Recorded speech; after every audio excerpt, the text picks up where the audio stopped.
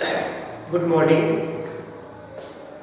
11 political जिसका अध्याय 3 समानता का हम अध्ययन कर रहे थे। इसकी पूर्व की क्लास में हमने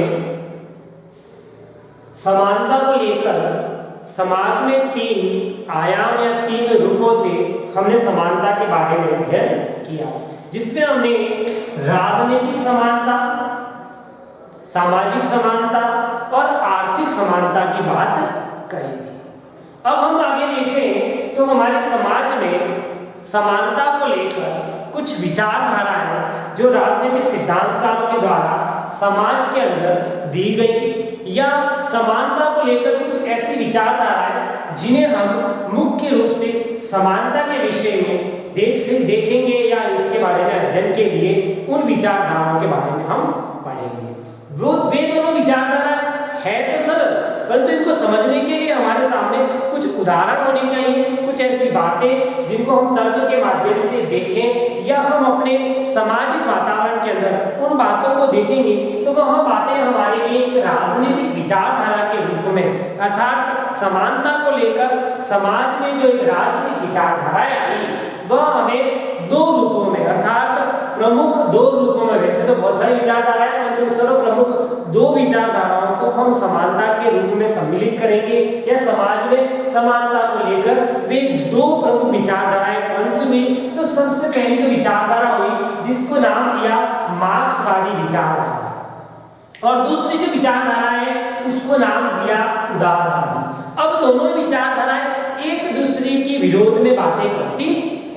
अब विरोध में बातें करती है तो क्या क्या हो रहा है, देखिए सबसे पहले हम बात करें मार्क्सवादी विचारधारा के अंदर किन किन बातों को रखा गया है या ऐसी कौन कौन सी बातें। तो इसमें हम देखते हैं कि यह विचारधारा सबसे पहले तो ध्यान रखें 19वीं शताब्दी में, अर्थात 19वीं शताब्दी के बाद कुछ विचारकों ने, कुछ समाजवादी विचारकों ने, कुछ समाज में समानता की बात करने वाले विचारकों ने क्या कहा कि इन विचारों का कहना है कि ये जो असमानता की जो खाइयां है, अर्थात असमानता बहुत बड़े रूप में समाज के अंदर देखने को मिलती है, उसे एक खाई नुमा रूप दिया गया। खाई आप जानते हो बहुत गहरा खड्डा नुमा, अर्थात उसको भर पाना या उसको भरना असंभव या नामुमकिन हो।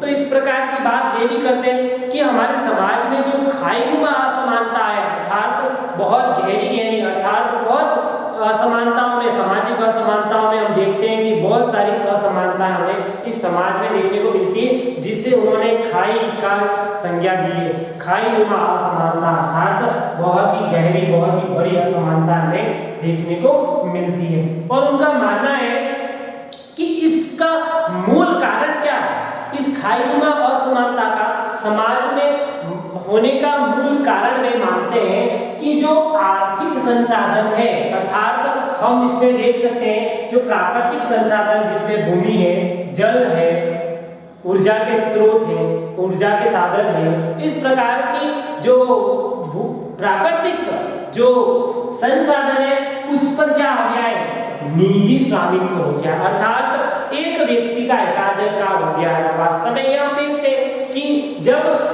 प्राकृतिक संसाधनों पर निजी स्वामित्व आ जाता है तो उससे क्या होता है, वह एक ही वर्ग क्या होता है, संपत्तिधारी या पैसे वाला बन जाता है। ऐसी स्थिति में क्या होता है, लोकतंत्र को खतरा होता है, क्योंकि वहां जो पूंजीपति वर्ग है जो निजी स्वामित्व के कारण इतना धन उसके पास आ जाता है कि वह राजनीति के अंदर भी अपने कानूनों को क्या करता है, लागू करवाता है या विभिन्न प्रकार के कानूनों में क्या कर सकता है, बदलाव कर सकता है, क्योंकि उसके पास क्या आ जाएगी, शक्ति आ जाएगी। सभी जानते हैं कि जिसके पास पैसा होगा कानून भी उसके अनुरूप क्या करने लगता है, बात करने लगता है, क्योंकि पैसा हर व्यक्ति के अंदर कहीं ना कहीं किसी न किसी रूप में आप देखते हैं कि पैसे से व्यक्ति कहीं ना कहीं शक्तिशाली रूप अपना ले लेता है। और उस रूप के शक्तिशाली रूप में कहां पर हमें खतरा नजर आएगा कि हम जो लोकतांत्रिक व्यवस्था देखते हैं उसमें कहीं ना कहीं मार्क्सवादियों का मानना है कि इस स्थिति में लोकतंत्र को खतरा हो जाता है और प्राकृतिक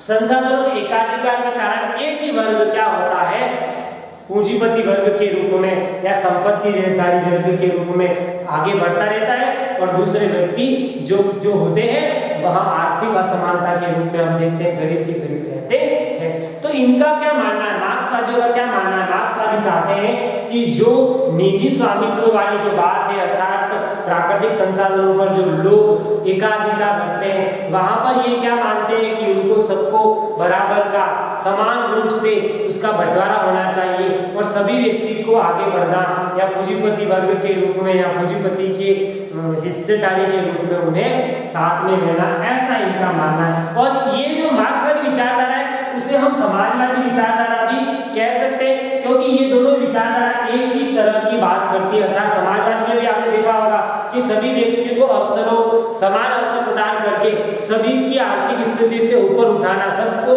धनवान बनाना, संपत्तिधारी बनाने की बात समाजवाद में भी कही गई है। और उसी तरह की विचारधारा मार्क्सवादी विचारधारा भी है। और इसमें इनका मानना है कि सामाजिक स्थितियों की वे असमानता और उसमें विशेषाधिकार जो होती है वह असमानता को और बढ़ावा देती है। आप देखा होगा कि आपने देखा होगा एक समाज के अंदर सामाजिक स्थिति में किसी की स्थिति उच्च है और उसको बहुत सारे विशेष अधिकार प्राप्त है, तो ऐसी स्थिति में उस समाज में सामाजिक असमानताएं और ज्यादा बढ़ेगी। ऐसा किसका मानना है?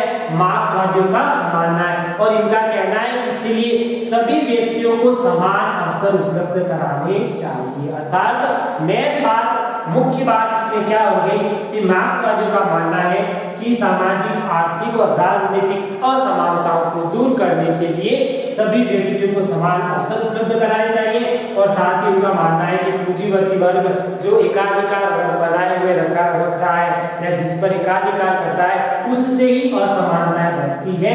ऐसी विचारधाराएं मार्क्सवादियों द्वारा प्रस्तुत की गई। दूसरी विचारधारा आती है उदारवादी विचारधारा। अब इनका क्या मानना है? ये मेरा विचारधारा मार्क्सवादी विचारधारा के विपरीत बात करती है, अर्थात विरोध में बात करती है। अर्थात इसका क्या क्या मानना है कि जो भी प्राकृतिक संसाधन है तथा जो भी लाभ प्राप्त करने का या लाभांश का जो वितरण है वह क्या करना है, उसका उचित कारगर तरीका है। ये क्या मानता है कि आप प्रतिद्वंदिता के द्वारा, इसका कौन सा सिद्धांत काम कर रहा है यहाँ पे? प्रतिद्वंदिता, अर्थात प्रतियोगिता रखें, प्रतिस्पर्धा रखें, आगे बढ़ने की होड़ रखें, ऐसा उदारवादी कह रहा है। और सही भी है। उदारवादी विचारधारा का मानना है कि सभी को समान अवसर प्रदान न करके सबके अंदर प्रतिस्पर्धा के सिद्धांत रखें, सबको आगे बढ़ने की अपनी प्रतिभा और अपने प्रयासों से आगे बढ़े और प्रतिद्वंदिता करें, अर्थात प्रतियोगिता करें। उस व्यक्ति के समक्ष आप भी चुनौती के साथ खड़े रहे, डटे रहे और उसके अनुरूप आप भी कार्य करें। ऐसा किसका मानना है? उदारवादियों का। मार्क्सवादी तो एकाधिकार की संपत्ति को क्या कर रहे हैं? रोक लगा रहे और ये कह रहे हैं कि आप जहां पर भी लाभ प्राप्त हो रहा है, जहां पर भी संसाधनों का वितरण हो रहा है, वहां पर आपको प्रतिस्पर्धा रखनी है, वहां पर आपको प्रतियोगिता रखनी है, वहां पर आप प्रतिस्पर्धा और प्रतिद्वंदिता की बात करेंगे तो व्यक्ति जो प्रयास करेगा, जिसके पास प्रयास के साथ साथ अपनी प्रतिभा होगी, वह व्यक्ति क्या करेगा? आगे बढ़ जाएगा। तो ऐसा उदारवादियों का मानना है और उनका कहना है कि संसाधनों तथा लाभांश पर प्रतिस्पर्धा या प्रतिद्वंदिता के सिद्धांत के साथ कार्य करना है। और यह प्रतिस्पर्धा कैसी होनी चाहिए? खुली और स्वतंत्र होनी चाहिए, जिसके कारण आप जो असमानता की जो खाइयां हैं उसे आप आसानी से क्या कर सकेंगे?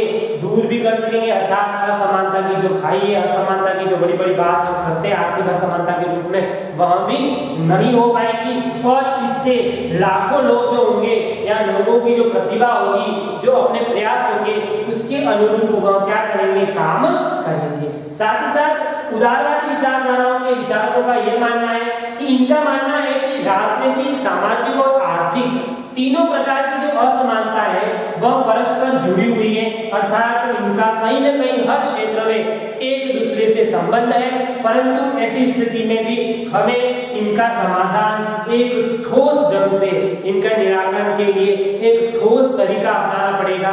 ऐसे ही किसी के निजी स्वामित्व पर रोक लगाकर हम नहीं कर सकते। और साथ ही साथ इन्होंने ये भी कहा कि जो लोकतंत्र है वह राजनीतिक समानता की बात करता है, या लोकतंत्र को राजनीतिक समानता प्रदान करने का साधन माना है और आर्थिक और सामाजिक समानता प्रदान करने के लिए हमें नए सिरे से नई नई खोजों के द्वारा हमें इस ऐसे कारगर उपाय ढूंढने पड़ेंगे जिससे सामाजिक और आर्थिक समानताएं समाज में आने लगे। और इस तरह से उदारवादियों का मानना है कि इस तरह के कार्यों से ही हम उदारवादियों के रूप में देखें तो उदाहरण के रूप में देखें, जैसे आपने देखा होगा कि शैक्षणिक जो प्रक्रिया होती है उसमें बालकों को शैक्षणिक के लिए चयन की प्रक्रिया, या आपने देखा होगा नियुक्ति की प्रक्रिया, उसमें आपने देखा होगा कि उदारवादियों का ये जो उदाहरण है उसके अनुरूप ही हो रहा है कि शिक्षण संस्थाओं में चयन प्रक्रिया द्वारा चयन होना, विभिन्न प्रकार की नौकरियों में नियुक्ति किसके द्वारा, अपने प्रतिभा प्रयासों के द्वारा उनको उच्च पदों पर नियुक्ति प्राप्त होना। तो इस प्रकार की जो बात हो रही है हमारे समाज के अंदर वह कौन सी विचारधारा के अंतर्गत मानी जाएगी, क्या किसके उदाहरण होंगे, उदारवादियों के उदाहरण। और पूंजीपति वर्ग का एक तंत्र में शासन होना है, शक्तिशाली रूप होना है, पैसे वालों का अपने नियमों के अनुसार कार्य करवा लेना या विभिन्न प्रकार के लोकतंत्र को खतरा पहुंचना, इस प्रकार के उदाहरण हम किस रूप में देख सकते हैं, मार्क्सवाद के रूप में देख सकते हैं। इन विचारों का ये मानना है और उदारवादी विचारधाराओं का यह मानना है, जिसमें यह इसका समाधान किसके रूप में करते हैं, प्रतियोगिता को या प्रतिद्वंदिता की स्थिति के रूप में करते हैं, जबकि मार्क्सवादी कैसे कर रहे हैं, समान अवसर उपलब्ध करवाकर इसका निराकरण करना चाहते हैं। धन्यवाद।